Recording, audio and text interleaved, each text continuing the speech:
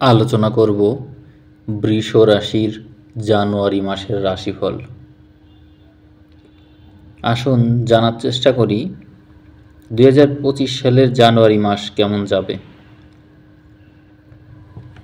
এই চ্যানেল থেকে বৃষ রাশির রাশিফল এই প্রথম দেওয়া হচ্ছে। আপনাদের যদি ভালো লাগে আপনারা কমেন্ট করবেন, তাহলে পরবর্তীতে ফেব্রুয়ারি মাসের রাশিফলও পাবেন। আপনাদের একটা কথা বলে রাখি যে এই বৃষ রাশিতে যদি জন্ম সময়ে আপনার লগ্ন, চন্দ্র অথবা রবি এর যে কোনো একটি যদি এই বৃষর ঘরে থাকে, তাহলে আমার বলা কথাগুলোর সাথে মিল পাবেন। রাশিফল দেখার সময় অবশ্যই আপনারা রবি যে ঘরে আছে সেই ঘরের রাশিফলটা দেখবেন, জন্ম সময় চন্দ্র যেখানে আছে তার রাশিফলটা দেখবেন, এবং জন্ম সময় লগ্ন কোথায় আছে সেইটার উপর ভিত্তি করে রাশিফল দেখবেন। এই তিনটা রাশিফল জানার পরই আপনারা সম্মিলিতভাবে এই টোটাল তিনটা রাশিফল একত্র করে আপনাদের রাশিফল হিসাব করবেন, তাহলে আপনারা প্রকৃত রাশিফল জানতে পারবেন। আসুন শুরু করি। বৃষর ঘরে আপনারা দেখতে পাচ্ছেন বৃহস্পতি বসে আছে। লগ্নে বৃহস্পতি থাকলে তা কিন্তু খুবই শুভ। আপনাদের জন্ম সময়ে যদি এই লগ্নে অর্থাৎ আপনাদের যে বৃষর ঘর, এই ঘরে যদি কারোর জন্ম সময়ে কোনো পাপ গ্রহ বসে থেকে থাকে,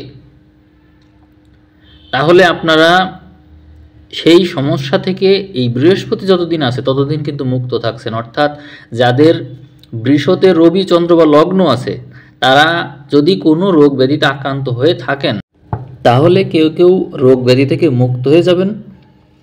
আবার কারো কারো রোগ ওষুধের মাধ্যমে নিয়ন্ত্রণে থাকবে। এটা কিন্তু খুবই শুভ একটা বিষয়। এবং শুধু তাই না, এই সময়ে যারা চাকরি বাকরি করছেন না, তাদের ভিতরে নতুন নতুন রিয়েলাইজেশন তৈরি হবে, জীবনে নতুন নতুন অভিজ্ঞতা তৈরি হবে। এছাড়াও এই সময়ে পড়াশোনার প্রতি বা জ্ঞান অর্জনের প্রতি অনেক বেশি আগ্রহ তৈরি হবে। এটা খুবই ভালো দিক। ধর্মকর্ম, নিয়ম কানুন এই সমস্ত প্রতি অনেক বেশি আগ্রহ তৈরি হবে। এছাড়াও যারা সংসার জীবনে আছেন বা বিবাহ করতে চান, তাদের জন্য ভালো। শরীর স্বাস্থ্য সমস্ত দিক দিয়ে এটা একটা শুভ প্রভাব তৈরি করবে। এছাড়াও আপনারা জানেন যে বৃহস্পতি পঞ্চম, সপ্তম এবং নবমের দৃষ্টি দিয়ে থাকে। লগ্নে অবস্থান করছে বা রাশিতে অবস্থান করছে, ফলে বুদ্ধি বৃদ্ধি পাবে, জ্ঞান বুদ্ধির বিকাশ হবে, সংসারের উন্নতি হবে এবং নতুন জিনিসপত্র বা নতুন কোনো কিছু পাবেন। এছাড়াও সেই সাথে দেখা যাবে যে আপনার ভিতরে যে ধর্ম বিষয়ক যে উন্নতি, এইটার উন্নতি হবে আপনার ভিতরে। ধর্ম বিষয়ক যে জ্ঞান বুদ্ধি বিবেচনা, এগুলোর ব্যাপক উন্নতি হবে আপনার। এরপরে চলে আসবো সম্পদের ঘরে। সম্পদের ঘরে দেখা যাবে 20 তারিখের পরে মঙ্গলের অবস্থান। তো সেই ক্ষেত্রে আপনার ব্যয়টা বৃদ্ধি পাবে।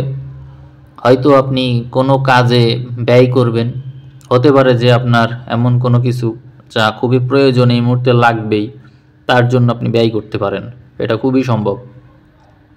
আবার ধর্মপথেও কিন্তু আপনার ব্যয় হতে পারে, মানে ব্যয় আপনার হবে, সেটা স্বাস্থ্যের জন্যই হোক, ধর্মকার্যেই হোক বা কোনো জিনিসপত্রের জন্যই হোক, আপনি ব্যয় করবেন।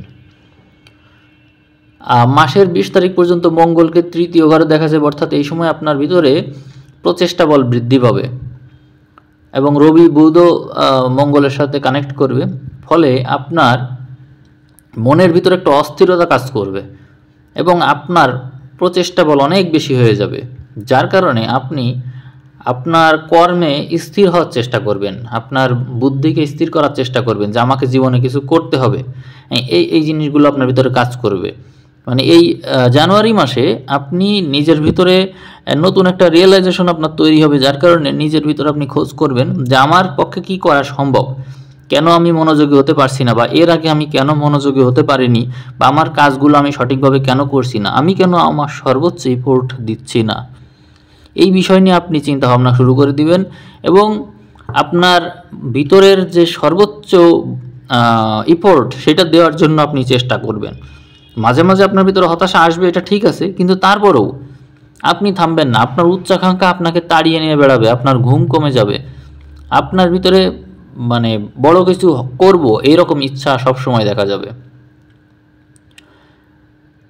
মাসের মাঝামাঝি সময়ে আপনার চতুর্থপতি রবিকে নবমে দেখা যাবে, ফলে আপনার ভিতরে বিদেশ গমনের যে আকাঙ্ক্ষা সেটা হতে পারে, বা কোথাও থেকে ঘুরে আসা, বা মনে মনে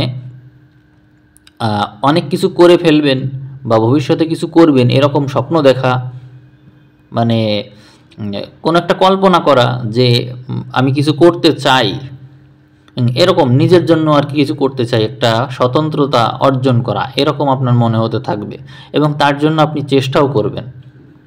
এটা কিন্তু আপনার ভবিষ্যতে যে আপনি কোনো কিছু করতে চান বা প্রতিষ্ঠা করতে চান বা নিজেকে প্রতিষ্ঠিত করতে চান, সেই ব্যাপারে আপনার ভিতরে জ্ঞান, বুদ্ধি, কৌশল এগুলো আপনার ভিতরে বৃদ্ধি পেতে শুরু করবে।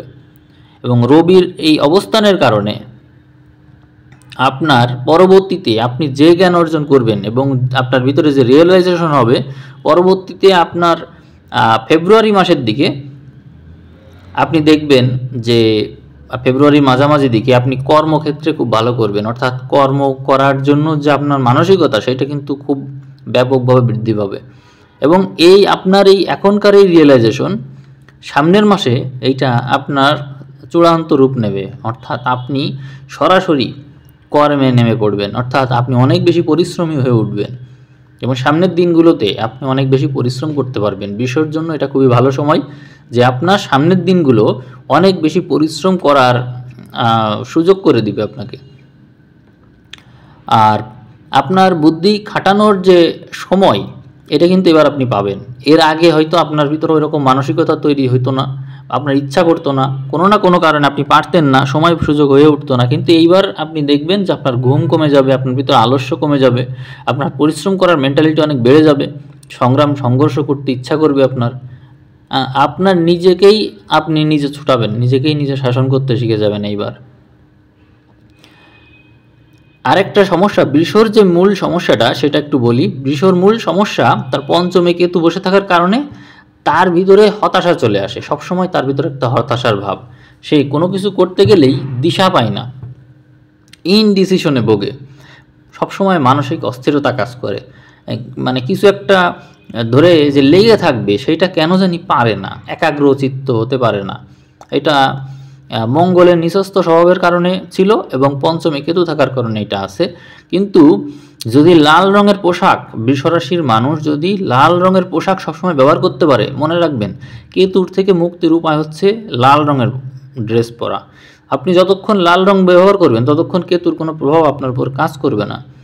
এই জন্য আপনি যতক্ষণ আপনি চান যে আমি পড়াশুনো করব, আমি কোনো কাজে থাকব, আমি অ্যাক্টিভ থাকব, তাহলে আপনি লাল রং ব্যবহার করুন।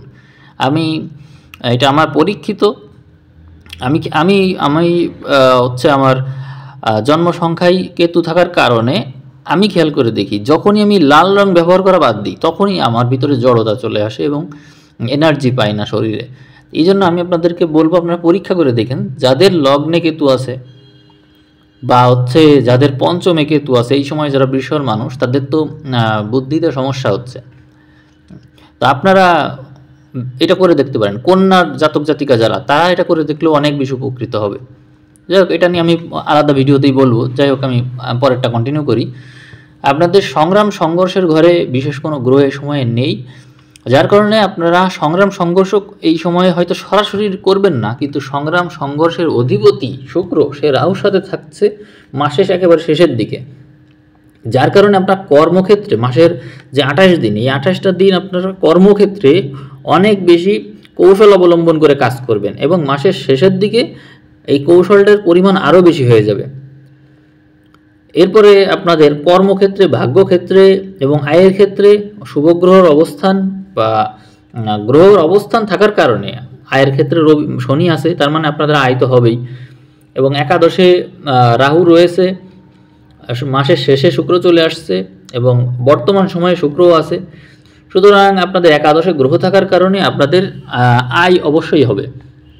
সে আয় আপনার নিজেরই হোক, সে আয় অন্য কারোর হোক, কিন্তু আয় আপনার হবেই, যে কোনোভাবে আপনার কাছে টাকা চলে আসবে। তো এইটা একটা ভালো দিক আপনার জন্য। এখন কথা হলো যে এই যে অর্থ এই সময় আপনি পাচ্ছেন, ভবিষ্যতে সেই অর্থ আপনি যাতে তাকে ফিরিয়ে দিতে পারেন বা তার জীবনে অবদান রাখতে পারেন, তার জন্য আপনাকে তো এই সময় কাজ করতে হবে। যেহেতু আপনার কর্মঘরে শনি আছে, সুতরাং আপনাকে এই সময় একটু ভালো করে কাজ করতে হবে। আরেকটা জিনিস মনে রাখবেন, এই যে শনি কিন্তু আপনার জন্য রাজযোগকারী গ্রহ, এবং শনি আছে এখন একাদশে, দশম এবং একাদশ, এই দুই ঘরের অধিপতি শনি এখনও তো নিজ ঘরে আছে।